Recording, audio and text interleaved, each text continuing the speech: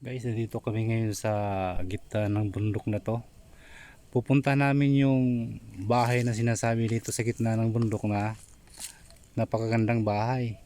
Nasa gitna siya ng bundok. Yan, kasama ko si Angel.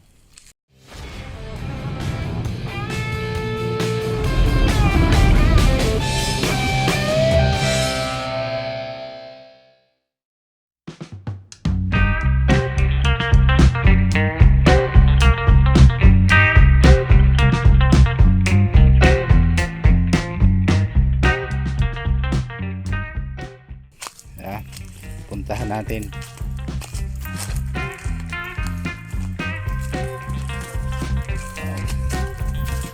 Yan ito guys, napakalilim dito sa dinadaanan namin dahil kung mapapansin nyo ito, puro siya damuhan.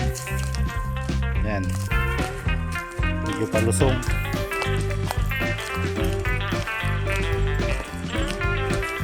Siguro guys may nag-birthday dito kasi ayun, nagkalapit yung mga cake.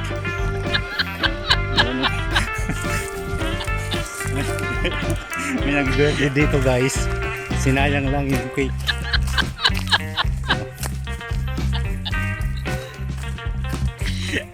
Dito pa guys oh. Ayan guys oh, cake.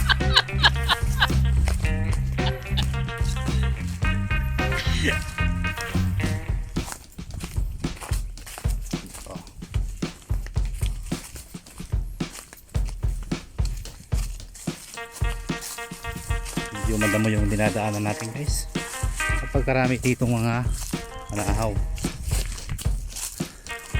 Tapos ito yung aking kasama guys oh. Relax na relax lang.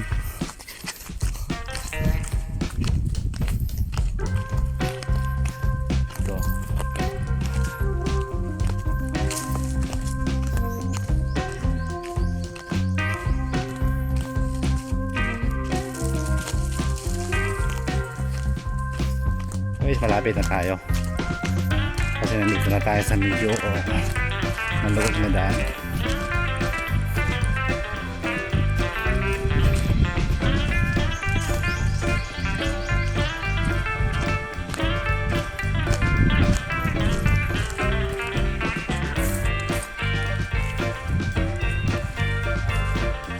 Yun guys, nakikita na natin yung bahay na pupuntahan natin.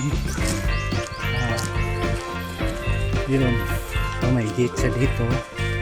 Hindi nila igawa sa kawayan.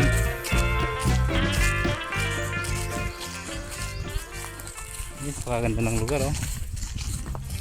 Napakaganda ng lugar at saka ay ganda nga ng bahay niya dito guys. So makikita ka yan oh. Papasukin natin to.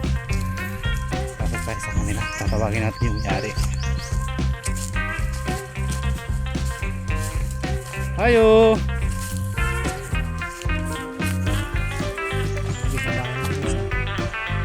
Sakit na siya ng bundok. Napakaganda. Abre ito po. Sige.